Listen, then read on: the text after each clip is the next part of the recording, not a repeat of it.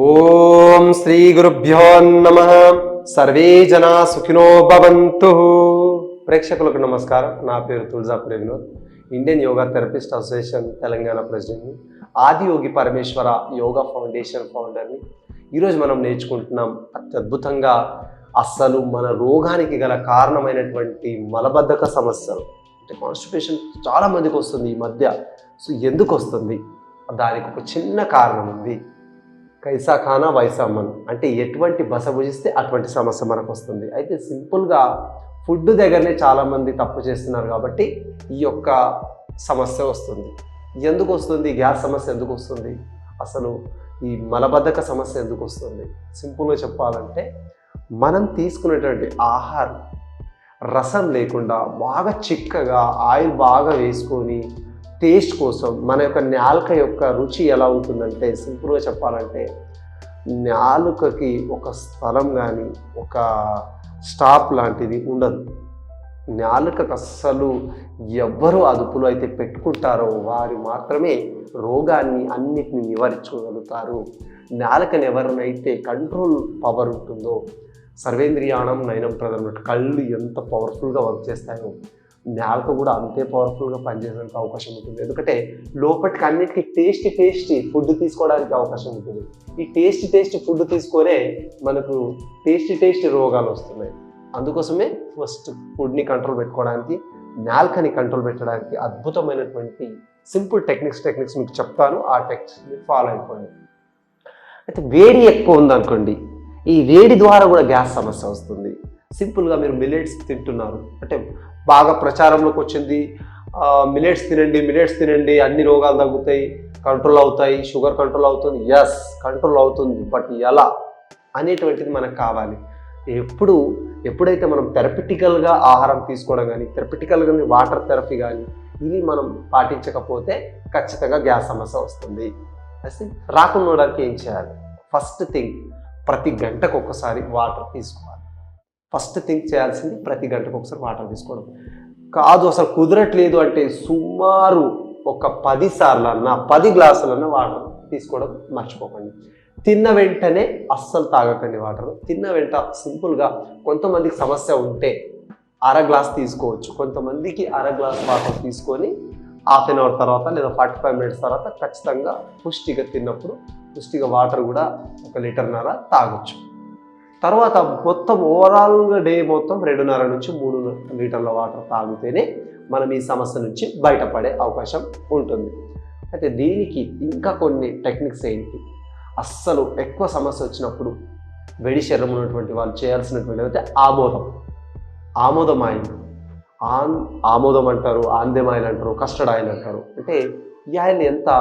ఒక అర చెంచా ఒక గ్లాస్లో అర చెంచా వేసుకొని బాగా తింపేసి మనం ఒకవేళ తాగినట్లయితే మన పొట్ట అంతా క్లీన్ అవ్వడానికి ఆస్కారం ఉంటుంది. ఎందుకంటే నా దుబాయ్ క్లయింట్స్ బాగా మంది ఈ బాగా వేడి దాటుకోలేక వాళ్ళు ఫుడ్కు వాళ్ళు అయినప్పుడు ఈ టెక్నిక్స్ వాడమని చెప్తే చాలామంది ఫ్రెష్గా ఉన్నారు.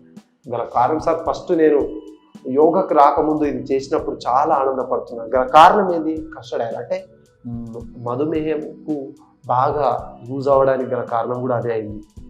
ఈ గ్యాస్ సమస్యను నివారించడానికి గల కారణం కూడా అదే. అంటే ఫ్రెష్ చేస్తుంది, ఫస్ట్ క్లీన్గా చేస్తుంది. క్లీన్ చేయడానికి ఆమోదం బాగా పనిచేస్తుంది. ఆమోదం ఒకటి వాడితే మీకు ఆ సమస్య నుంచి బయటపడడానికి ఒక చిన్న చిట్కా, అద్భుతమైనటువంటి చిట్కా అది. తర్వాత మనం అసలు ఏమేమి ప్రాణాయామం చేయాలి లేదా ఏమేమి ఆసనాలు చేయాలి? సింపుల్ ఒక 4 ప్రాణాయామం చేద్దాం, లేదంటే 4 ఆసనాలు చేద్దాం. 4 ప్రాణాయామం 4 ఆసనాలతో మీకు ఓడగొట్టేస్తాను. చూడండి సింపుల్గా ఏ విధంగా చేయాలి. ఫస్ట్ మనం రిలాక్స్గా పడుకోవాలి. మనం ప్రశాంతంగా పడుకోవాలి. ప్రశాంతంగా పడుకున్నప్పుడు పవన ముక్తాసన, అంటే ప్రాణ అపానకు పవన యాడ్ అవుతుంది. సో ఆ పవన ముక్తాసనలో వేరియేషన్స్ ఉంటాయి. అది పూర్తిగా మనకు నివారించడానికి బాగా ఉపయోగపడుతుంది. ఫస్ట్ 2 చేతుల్ని పూర్తిగా ఇలా ముఖాల దగ్గర పట్టుకున్న తర్వాత శ్వాసను వదిలేసిన తర్వాత ఎగ్జేల్ చేయాలి. ఇలా ఈ విధంగా చేస్తారు. పూర్తి స్థాయిలో ఇలా ఎగ్జలేషన్ తర్వాత వదిలేసేయాలి. ఈ విధంగా శ్వాసను తీసుకుంటూ వదులుతూ శ్వాస నిశ్వాస చేయకుండా చేయకూడదు. శ్వాస నిశ్వాస చేస్తేనే ప్రాణ అపాన ఉదాన సమాన వ్యాన ఈ పంచ ప్రాణాలన్నీ బ్యాలెన్స్ చేసుకోవాలి. వాత పిత కఫ వీటిని బ్యాలెన్స్ చేయాలంటే ఖచ్చితంగా చేయాలి. ఓకే, రెండు కలిపి ఒక్కొక్క కాలు చేస్తారు కదా, ఇప్పుడు రెండు కాళ్ళు కలిపి శ్వాసను తీసుకొని కొద్దిసేపు ఆపాలి. మొత్తం బంద్ చేస్తారు. ఇంకోసారి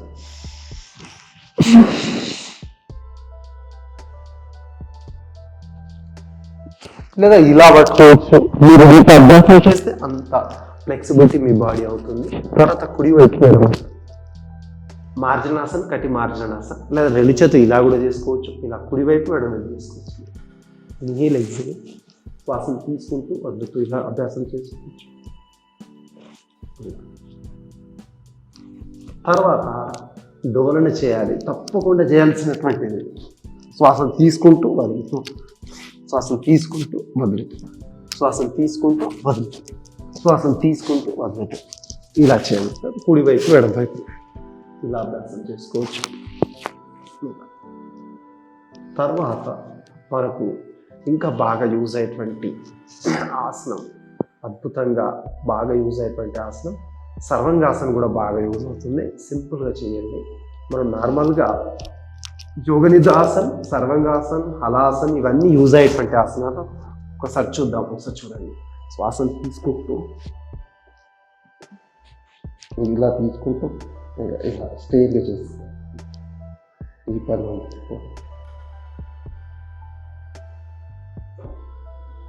ఇలా చేసిన తర్వాత ఎగ్జేల్ చేసినప్పుడు ఇలా రావాలి. అప్పుడు పూర్తి సమస్య తగ్గిపోతుంది. తర్వాత ఏం చేయాలి? ఈ రెండు చేతులు ఇలా పట్టుకోవాలి. అప్పుడు సమస్య పూర్తిగా కర్ణపీడ ఆసనంతో పూర్తిగా నివారించవచ్చు. నిదానంగా తీసుకురావాలి, స్లోగా, చాలా స్లోగా తీసుకురావాలి. ఇలా ఈ విధంగా అభ్యాసం. తర్వాత అనంతాసన అభ్యాసం చేయాలి.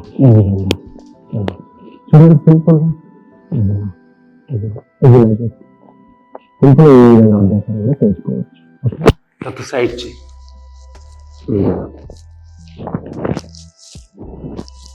అభ్యాసం చేసినాం, సింపుల్. తర్వాత మనకి బాగా ఉపయోగపడుతుంది ఇది కూడా. ఇట్లా కూడా అభ్యాసం చేస్తాం. తర్వాత రెండు చేతులు చేస్తాం ఇలా. తర్వాత రౌండ్ రివర్స్. తర్వాత అసలు మన కల్చర్లోనే ఉంటుంది. ఆ కల్చర్లో ఉన్నటువంటిది ఎంత అద్భుతంగా పనిచేస్తుందో చూడండి. మనం గుడి చుట్టూ ఒకప్పుడు బాగా తిరిగేవాళ్ళు. ఎలా చూడండి, ఇలా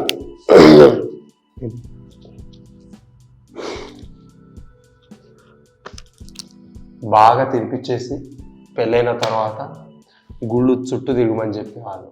ఆ గుళ్ళు చుట్టూ తిరిగిన తర్వాత ఏంది, ఇవే నమస్కారాలు, సాష్టాంగ నమస్కారాలు, అష్టాంగ నమస్కారాలు. అవి ఎలాగో వీళ్ళు సూర్య నమస్కారాలు చేయరు, ఎలాగో వీళ్ళు యోగా చేయరు. కాబట్టి మనం కనీసం గుళ్ళు గోపురాలు తిరిగానే గిజప్పం చేయరు. ఇలా ఈ గ్యాస్ సమస్య కానీ మలబద్ధక సమస్యలు పూర్తిగా నివారించడం బాగా యూజ్ అవుతుంది. ఇలా కనీసం ఇది చేస్తే సరిపోతుంది.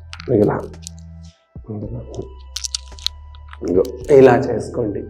చాలా అద్భుతంగా మీకు చాలా సింపుల్గానే మీకైతే ఎటువంటి ఇబ్బంది లేకుండా నేను నేర్పిస్తున్నానని అనుకుంటున్నాను. ఎందుకంటే సింపుల్ మెథడ్తోనే ఎక్కువ రిజల్ట్ వస్తుంది. ఓకేనా?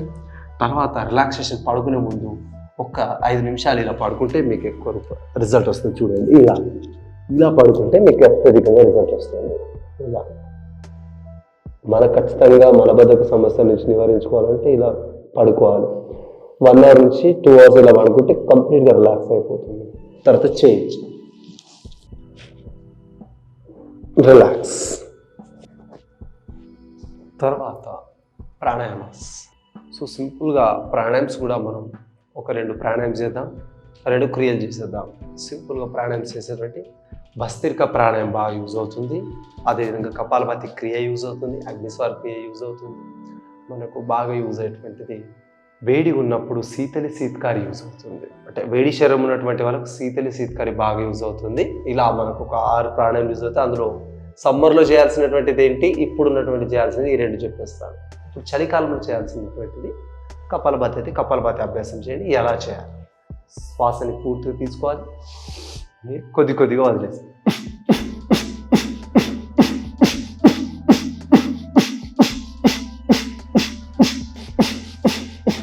శ్వాసను తీసుకోవడం మాత్రం జరగకూడదు, ఓన్లీ శ్వాసను వదలడం మాత్రమే చేయాలి.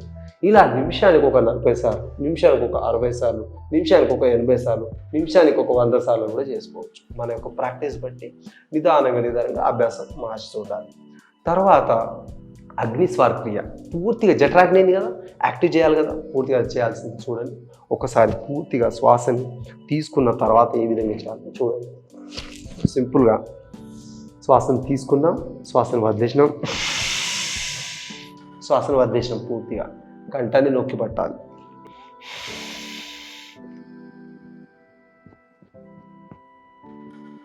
ఈ విధంగా అంటే పూర్తిగా అగ్నిస్వర్ క్రియని కొద్ది చేసినా చాలు. ఒక 10% నుంచి 20% మీరు అభ్యాసం చేసినా మీకు రిజల్ట్ మాత్రం బ్రహ్మాండంగా వస్తుంది. 3 నెలలు 14 రోజులు అభ్యాసం చేసినా మీకు రిజల్ట్ వస్తుంది. ఓన్లీ 14 డేస్ ప్రాపర్ వేలో నేను చెప్పినట్టు ఆమోదం, నేను చెప్పినటువంటి ఈ అభ్యాస ఆసనాలు ప్రాణాయామం చేస్తే సరిపోతుంది. సమ్మర్లో చేయాల్సింది ఏంటి? శీతలి శీతకారి. సో మస్ట్ మనం నేలకని కంట్రోల్ చేయడానికి ఫస్ట్ మనం అభ్యాసం చేసేటప్పుడు మాట్లాడాలి. అది ఎలా కంట్రోల్ చేయాలో చూడండి. ఫస్ట్ కైచరి ముద్ర, పూర్ణ కైచరి ముద్ర ఉంటుంది. దానికి మనం అభ్యాసం చేయాల్సింది దీని లాలాజలాలు యాక్టివ్గా ఉండాలన్నా, సలేవా మనకు తొందరగా యాడ్ అవ్వాలన్నా కలుపుతూ తినాలి. ఒక ముద్ద కనీసం ఒక 16 సార్లు అన్నా తినాలి. 32 సార్లు ఎట్లాగో తినట్లేదు కాబట్టి కనీసం 16 సార్లు తినాలి. ఒక 2 అవర్స్ టైం మన యొక్క ఫుడ్ కోసం కేటాయించాలి. 2 పూటలు తీసుకున్న వాళ్ళకు కూడా 2 అవర్స్ తీసుకోండి, 3 పూటలు తీసుకున్నా మీరు 2 అవర్స్ తీసుకోండి, అది మీ ఇష్టం. 3 పూటలు తింటారా 4 పూటలు తింటారా మీ ఇష్టమే. కానీ కనీసం 2 గంటలు మన కోసం మనం 2 గంటలు కేటాయించాలి తప్పనిసరి. 2 గంటలు ఫుడ్ కోసం కేటాయించినప్పుడు దాన్ని అరిగించుకోవడం కోసం 1 గంట యోగా చేయాలి. చూసారా, మనం 2 గంటలు తినడానికే పెడితే దాన్ని అరిగించుకోవడానికి గంటనే పెడుతున్నాం. నేనైతే మీకు 45 మినిట్సే పెట్టమంటున్నాను. ఇంకా కావాలంటే, ఇంకా టైం లేదు అంటే కనీసం తక్కువ 33 నిమిషాలు. మన ఇంటర్నేషనల్ ప్రోటోకాల్ ఉంది, అది కనీసం 33 మినిట్స్ ఉంది. అది దాన్ని ఫాలో అయినా చాలు. మన శరీరం కోసం మనం ఖచ్చితంగా ఒక ½ అన్ అవర్ నుంచి 1 అవర్కు అభ్యాసం చేస్తే మనం అద్భుతంగా ఆరోగ్యంగా ఉంటూ ఇతరులకు కూడా ఆరోగ్యం గురించి తెలియజేస్తూ ఆరోగ్యంగా ఉంటారని మనస్ఫూర్తిగా కోరుకుంటూ మరో అంశంతో మేము ఉంటాను. అంతవరకు సెలవు. ఓం నమస్తే.